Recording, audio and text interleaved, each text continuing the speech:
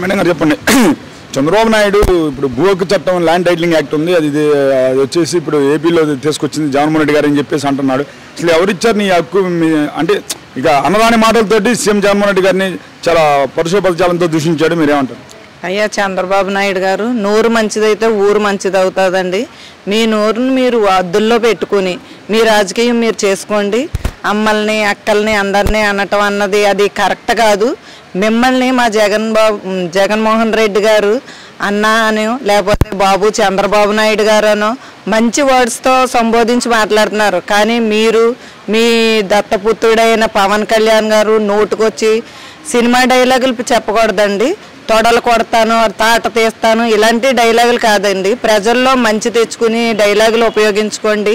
ప్రజల్ని ఏ రకంగా ఓటు అడగాలో ఆ రకంగా ఓటు అడిగితే వాళ్ళు ఏ రకంగా నిర్ణయం తీసుకోవాలో ఓటర్ ఏమీ ఎర్రోడు కాదండి.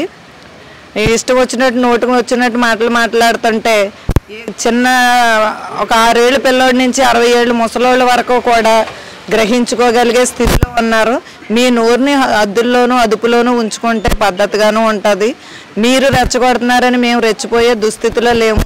మా జగన్మోహన్ రెడ్డి గారు మాకు అలా నేర్పించలేదండి మాకు. కానీ మేడం గారు ముఖ్యంగా చూసినట్లయితే ఇప్పుడు 40 ఇయర్స్ ఇండస్ట్రీ, ఇప్పుడు 73 సంవత్సరాల వయసు ఉంది చంద్రబాబు నాయుడికి.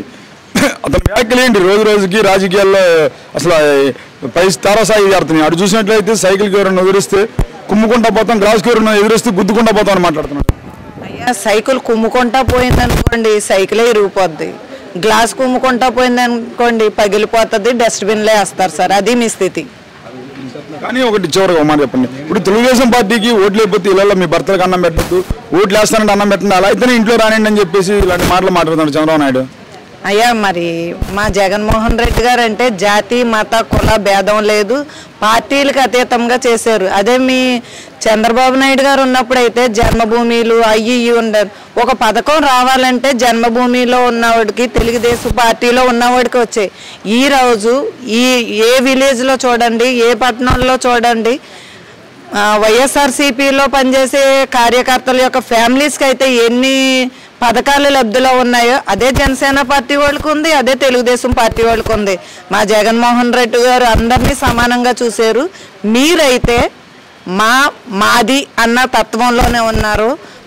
మాది అనే తత్వం కాదు, మాది మనది అనే తత్వంలో జగన్మోహన్ రెడ్డి గారు ఉన్నారు.